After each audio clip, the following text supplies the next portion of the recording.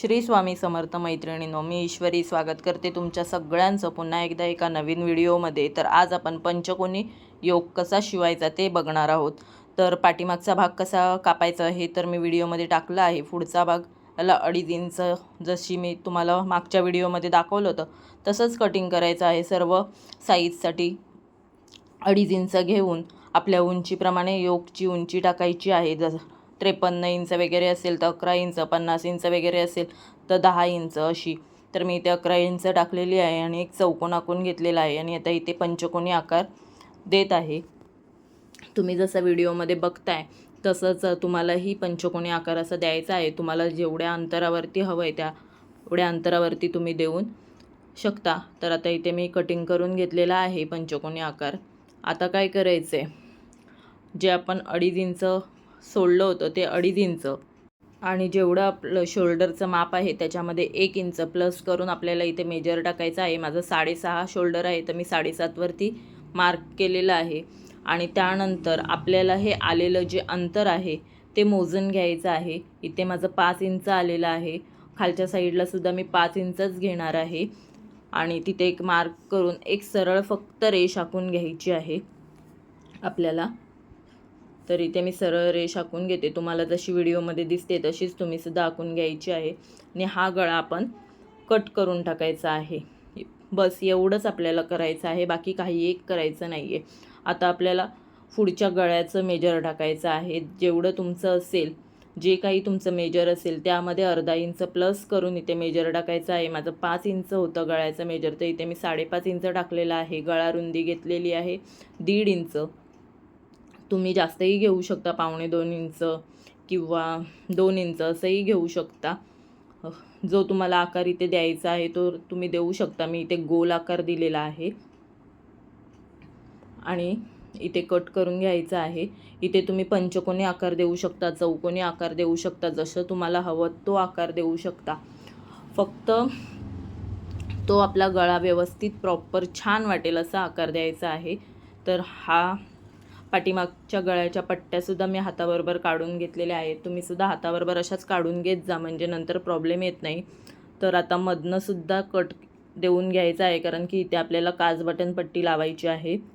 गोल गळ्याचं जसं गोल जो योग असतो त्याचं जसं कटिंग असतं तसंच ह्या योगचं सुद्धा कटिंग असतं. फक्त आपल्याला आकार चेंज करायचा आहे. तो योग गोल असतो, हा योग पंचकोनी आहे. अशाच प्रकारे तुम्ही चौकोनी योगसुद्धा काढू शकता. तर आता इथे मी सरळ बाजूवरती अस्तर कट करून घेतलेला आहे आणि सरळ बाजूवरती सरळ बाजू ठेवून आपल्याला गोल जो आकार आपण गळ्याचा काढलेला आहे त्याला 0.5 इंच मार्जिन सोडून शिलाई मारून घ्यायची आहे. शिलाई मारून झाल्याच्या नंतर आपल्याला तिथे कट देऊन घ्यायचे आहेत. मी प्रत्येक वेळी तुम्हाला सांगते, गळा जो आहे तो समोरासमोर ठेवून शिवत जा म्हणजे एकाच साईडचे दोन्ही भाग तयार होणार नाहीत आणि आपला वेळ वाचेल. नाहीतर काय होतं, आपण एक एक शिवायला गेलो की एकाच साईडचा योग तयार होतो आणि मग तो परत आपल्याला खोलत बसावा लागतो. त्याच्यामुळे जेव्हा आपण शिवायला घेऊ तेव्हा समोरासमोर योग ठेवायचा आणि शिलाई मारायची. त्याच्यामुळे काय होतं, आपले जे भाग आहेत, पार्ट आहेत ते दोन्ही साईडचे तयार होतात. तर आता इथे मी अस्तराला गळ्याचा भाग जॉईंट करून घेतलेला आहे आणि उरलेलं अस्तराचं जे कापड आहे ते कट करून टाकलेलं आहे. आता आपल्याला लेस लावायची आहे. तर तुम्हाला ज्या आकारात लेस लावायची आहे त्या आकारात तुम्ही इथे मार्किंग करून घ्या. मला गोल आकारात लावायची आहे त्याच्यामुळे मी गोल आकार काढलेला आहे आणि ज्या रंगाची लेस असेल त्याच रंगाच्या धाग्याने लेस अटॅच करायची. वेगळा कलर वापरायचा नाही. फिनिशिंग खूप विचित्र दिसतं आणि खूप घाण वाटतं ते. आता इथे मी व्हाईट कलरची लेस लावलेली आहे तर मी धागासुद्धा व्हाईट कलरचाच लावलेला आहे. लेस लावून झाल्याच्या नंतर आपल्याला काज बटन पट्टी लावायची आहे. तुम्हाला माहीतच आहे काज बटन पट्टी कशी लावायची. जशी गोल योगला आपण काज बटन पट्टी लावतो तशीच ह्या गळ्यालासुद्धा आपल्याला योगपट्टी लावायची आहे. योगपट्टी नाही सॉरी, काचपट्टी लावायची आहे. दोन्ही साईडला काचपट्टी लावून झाल्याच्या नंतर आपल्याला हे दोन्ही काच बटनपट्टी जी आहे ती एकावर एक ठेवून शिलाई मार्जिन करून घ्यायची आहे. शिलाई टाकून घ्यायची आहे. तर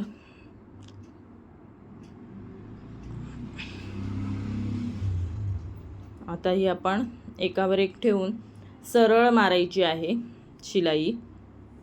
आता जर तुम्हाला हवं असेल तर तुम्ही असे कोने काढू शकता, पण मी कोने काढणार नाही आहे, मी सरळ कट करणार आहे. तुम्हाला जर असं त्रिकोणीमध्ये गोट लावता येत असेल तर तुम्ही तसे कोने काढू शकता, पण मी शक्यतो तसे काढत नाही, कारण की गोलवा आकार खालून दिला की तो खूप छान वाटतो. तर आता इथे आपण पायपिंग पट्टी लावून घेऊया. पायपिंग पट्टी लावताना पट्टी खेचायची नाही आहे, पायपिंग पट्टी, आणि जिथे कॉर्नर असतात तिथे सुई आतमध्ये घालायची. पायपिंग पट्टी एका साईडला सरकवायची आणि पुढे शिलाई मारून घ्यायची. आता काच बटन पट्टीच्या इथे मी थोडा गोलवा आकारच शिलाई मारलेली आहे, तुम्ही बघू शकताय. आणि परत त्याच पद्धतीने पुढे सुद्धा सुई आतमध्येच ठेवायची आणि पुढच्या साईडची शिलाई टाकून घ्यायची. ही शिलाई अर्धा इंचापेक्षा कमी अंतर घेऊन टाकायची आहे. पायपिंग पट्टी लावून झाली की काय करायचं, उलट्या साईडने तिला शिलाई मारायला घ्यायची. त्याच्या अगोदर हे जे कोणे आहेत ते फक्त पायपिंग पट्टीचे कापायचे आहेत. आपल्याला गळा कापायचा नाही आहे, योक कापायचा नाही आहे, आपल्याला फक्त पायपिंग पट्टी कापायची आहे. पायपिंग पट्टी कापून झाल्याच्यानंतर उलट्या साईडला पलटवायचं आणि पायपिंगचा जो कपडा आहे, व्हाईट कलरचा जो कपडा तुम्हाला दिसतोय, तो बाहेरच्या साईडला खेचायचा. आतमधल्या साईडला झोळ नाही आला पाहिजे, अशा पद्धतीने तो बाहेरच्या साईडला खेचून लावायचा. तुम्ही बघू शकताय मी इथे तो बाहेरच्या साईडला खेचते आणि मग तो लावते. तर तुम्हालाही तसाच बाहेरच्या साईडला खेचायचा आहे आणि लावायचा आहे. ह्याच्यामुळे काय होतं, पायपिंग पट्टी जेव्हा आपण पायपिंग करायला घेतो तेव्हा त्याला चून येत नाही आणि झोळ पडत नाही, एकदम घट्ट आपली पायपिंग दिसते. त्याच्यामुळे आत्ता पायपिंग पट्टी लावून झाल्याच्यानंतर तुम्हाला जेवढी जाड हवे, पातळ हवे, त्या पद्धतीने तुम्ही इथे पायपिंगची जाडी ठेवू शकता तुमच्या आवडीप्रमाणे. आणि कोने जे आहेत ते जरा थोडा वेळ देऊन सेट करून घ्यायचे आणि मगच इथून शिलाई मारून घ्यायची. खूप छान दिसतो हा गळा, फक्त थोडासा वेळ लागतो. आपण जो गोल योक कटिंग करतो तो पटकन होतो, ह्याला थोडा वेळ लागतो, कारण की हे जे कॉर्नर आहेत ते सेट करावे लागतात. आता खालच्या साईडने गोलवा आकार आहे ते जास्त प्रॉब्लेम येत नाही. कोण्यामध्ये जर असं आपल्याला संयम ठेवावा लागतो ते कोणे फिक्स करेपर्यंत, पण जर आपण नीट वेळ देऊन केलं तर ते तितकंच छान येतं. फक्त थोडा बघायचं की आपले कोणे व्यवस्थित येत आहेत की नाही आणि मगच पुढे शिलाई कंटिन्यू करायची. तर आता इथे आपला हा योक तयार झालेला आहे. तर आता तो जॉईंट कसा करायचा ते बघूया. तर आपण गोल योक जॉईंट करताना जसं अर्धा इंच मार्जिन ठेवून आखून घेतो एक लाईन, तशीच गळ्याच्या पूर्ण गळ्याभोवती अर्धा इंचाचं मार्क ठेवायचं आणि लाईन आखून घ्यायची. तुम्हाला जसं व्हिडिओमध्ये दिसतंय त्याच प्रकारे दोन्ही साईडला मी इथे अर्धा इंचाचं मार्किंग ठेवलेलं आहे आणि चॉकने एक लाईन आखून घेतलेली आहे. ही आपली गाईडलाईन असते, याच्यामुळे आपल्याला शिवणकाम करताना खूप इझी जातं. तर आता काय करायचं आहे, त्या रेषेवरती आपली पायपिंग पट्टी ठेवायची आणि ती जॉईंट करायला सुरुवात करायची.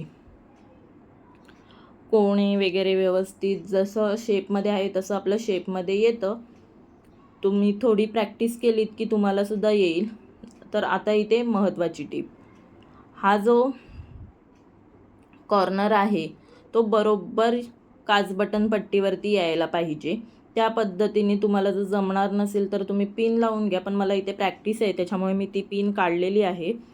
प्लेट घ्यायच्या अगोदर इकडच्या साईडचा योग आहे तो इथनं जॉईंट करून मेजर घ्यायला विसरायचं नाही आहे. जसं आपण गोल योग जॉईंट करताना मेजर घेतो तसंच हे पंचकोनी ह्याच्यामध्ये सुद्धा तसंच करायचं आहे. फक्त आपल्याला चुन्या देताना एक गोष्ट लक्षात ठेवायची आहे की मधला भाग मधीच येईल. आता चुन्या देताना सुद्धा वर खाली करायचं नाही आहे. आपली जी रेष आपण आखलेली आहे ती वर खाली झाली नाही पाहिजे. तुम्ही व्हिडिओमध्ये नीट बघा, माझी रेष वर खाली होत नाही आहे, बरोबर सरळ रेषेत येते ती रेष.